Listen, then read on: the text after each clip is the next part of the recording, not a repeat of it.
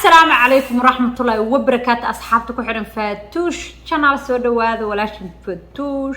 ما شاء الله هذا وما سنتين ما أنتوا حينها قصات وحنون بدن من الصورة كان على سيمبول I think ما بقول سودا هذا ممكن سبسكرايب سارة كمبلال كفرتا أنا نيوزيلندا هذا أقرأ مركوحي عن كنها ولا نشر قريرة وعن تاجنا بعشا حلو قلوا ذاقو دريميسي marka sheekooyinka qosooyinka baan jeclahay inaan aqriyo newsyada saas marka waa saas baas baan kula wadaagaya hadii aad u baahan tahay daaya aad qurux badan la soo xariir Fatush family waxay ku keentay daahiyadii ugu dambeeyay maasha Allah qurux badan oo color kasta aad ka helaysid state kasta oo United States aad ka degantaana aad ka helaysid daahiya kaliya ma ku hayso Fatush waxay ku haysaa go'yaashii sariiraha waxay ku haystaa miiska qadada alaabta lagu sharaxay waxay ku keentay decoration badan oo guriga lagu sameeyo telefoonka naga soo wac ama Snapchat-ka waxa dhacday Friday ayaa xaafadu waxa ka dhacday Maplewood show symbol Maplewood xaafadooda way garan doonaan maybe story-ga way maqlaan hadaad maqlaan hadda dhageyso dhagahaaga hadda ku maqal waxa la yiri booliiska la wacay booliiskii markii la wacay guri bay tageen gurigii waxa la yiri ay tageen oo laga wacay waxa laga helay nin meyd ah oo dhintay dadkii markuu ninkii dhintay waxa la yiri hooyadii oo laga baqay in isdisho ilmihii wadata bay booliiskii taragarayeen oo raadiyeen waxay dhaheen meesha joogtay yani waa la waayay ilmihii markii ilmaha yarka maadaama xalin saddex ilmood waa ay ahaayeen 5 sano way ka yaraayeen markii la taraagayo la raadiyay waxa ay teleefankooda markii ilmo yar ay shaakada ku jirto tracking weyn la galay teleefanka la iska taraagayna teleefanka baa waxay tustay meesha gurigii looga waco Maplewood 8 mile meel u jirto oo lake ah biyaha meesha ayay wartama la Soomaaliyeed baa lagu dhahay lake baan ku adkaysanayna ayay teleefankii trackingkii sheegay in xagaas joogto booliiskii waa ordeen wala booliisku maxay naxdin arkaa booliiskii waa ordeen waxay tageen meeshii bay tageen meeshii markay tageen waxay ugu tageen meeshii biyaha banaankeeda gaarigii islaantu yaala iyo kabihii ilmuhu yaala dad waa iska garan kartaa for sure ilmihii inay biyaha isku dhex jiraan waa calaayta xal Friday eveningkii habeenkii jimcaha ayaa waxa la soo bixiyay cunug baa laga soo bixiyay biyihii oo meyd ah haba laga soo bixiyay ilaa Saturday baa la raadinayay waxa la raadinayay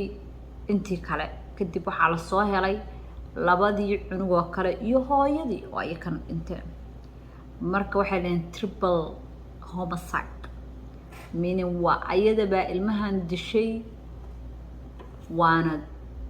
intaas isku xiran oo dil soo waxay dheen ninka Maplewood laga helay oo booliisku loogu codmeedka iyo islaantan biyaha ilmaha iskula gurtay oo iskula dishay oo isku xiray booliiska markii la fiiriyo privacy bay fiiriyaan waxa la dhaho hatta inta hatta Soomaalida ma arkino because teya wanaka waxaan heblu la dhashay heblu la sii dhashay heble saasal dhaha ma fahmi Soomaalida markii ay hadda wax maqalno kale laakiin wadanka sharcigiisa waxa waaye hadii qofka ilaa shakadan la soo dhameeyo wax kasta clear loo soo raad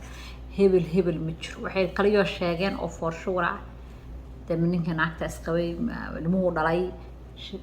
gabadhan ilmaha meesha isku la dishay iyo ninkan in ay connected yihiin in isku xiran yihiin ma gabadhana ninka dishay kadib ilmihii ayadiina isii dishay waxyaabo badan oo wadanka waxa ka dhacay mucjise marka qaarkood waxa ay qabataa news marka sheekada in kaga waxay lama sheeginin Soomaali inay yihiin ilaa hadda identity-gooda lama sheegin عديهين لما الشيء ده ما بالورد عد كستاد سومالي وكبح السنبول سومالي إنه يهين أنا مركي المها ليري صدق الموضوع عند 5 ممكن لا وا سومالي أنا داي أنا كالماء تو اللي وصوا على ده الماء اسمه عجز سمرك لفي يعني الماء تربضنا ما شاء الله على نودا المهنة ما شاء الله ما شاء الله ما شاء الله لكن يعني قف كلكم مصدر لكن بوليسكو بالقول ما أي شيء إدان تتقطعك يعني أقون سجود ماشي كل هذا كده بيصابح دونتها وحالي investigation بالو سمين دونا sababta keentay marka newska marka aad u aqrisaad faatuusho kala marka qaar kood is good in wax kasta loo sometimes way xun tahay because waxyaabo qaracana kaaga iman hadda kum ayaan waxa inta ka dhacday waxa ka dhacday nin baa haw naag uu ilmo ku furaymiya mise uu qabay uu dagaal baa ka dhixay haw intuu soo urday oo magaalada ayumiya uu ka soo daraafay oo Minneapolis imaaday وعدان وطن كابو دشي او ilmihii oo banaanka ku imaayay ilmihii oo banaanka ku imaad ciyaara galab u imaad iyo dag habartiin ku daray asagina isku siita ajaib bal fiir malaga bal fiir xaqaas ku soo ortay naagta ku xanaaqay bal wuxuu xaafada dhan u marana makriis ismarto waa sheeko aad la yaab u ah وفمل حتى هديب نينكاس ilmaha dhala ama ninkaas naagta qabay waxa waaye وفمل dhan oo one day halaagsamay noqonaysa cidirtaha one day halaagsamay bay noqonayaan aad baan uga xumaaday waxaan ka xumaaday ilmaha yar yarka dadkan waaweyn ka istireen ay ku saqiir way biyaha waa la geenayaa oo waa lagu ridayaa oo waa lagu dir yani joyskoodu may sameeyeen wax choice kooda yani ayagu ay doorteen ma aan saqiir yar waa imagine markuu intaas isagoo cunug yar ka fiirsaday ka war walaalihiis asag kul oo biyo lagu koray oo is caawin karin oo meesha isku dhintay laakiin qofku weynga shaydaan baha wadee laakiin de asagu waxaan asaga isku keenay wuxuu isku sameeyo laakiin way jirtaan way jirtaan dadkan si xun bay u fikirayaan marka qaar kood dadka shaydaan baa wada waxay u fikirayaan they don't want to live the children inay ka tagaan maraba so really good I'm taking with me amala ka dhacays wasla qaadana wasla baxaya marka ilaahay waxa soo kala nama tuso waa sheeko aad iyo aad u xun kulay dadkii ku dhacdana dadkooda kulay dadkaas isdiraba dad bay leeyihiin meel cid la kama imaanin horror way laakiin sida uu ag tahay maadaama connected lagu dhaay aan waxa u maleeyo hooyada dishay ninka kadibna way baxday meesha isku wada dishay bas ninka horta waxa ma dirin because asaal la diray ayaduna baawur bay wadatay wafiyowid so waa iska caddaha taas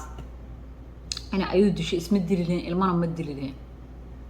marka waa arkaynaa bal cid lagu sheego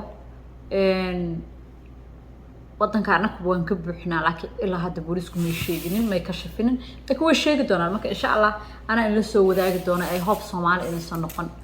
iyo cid kasta ay noqdaan ba just human being waa bini aadam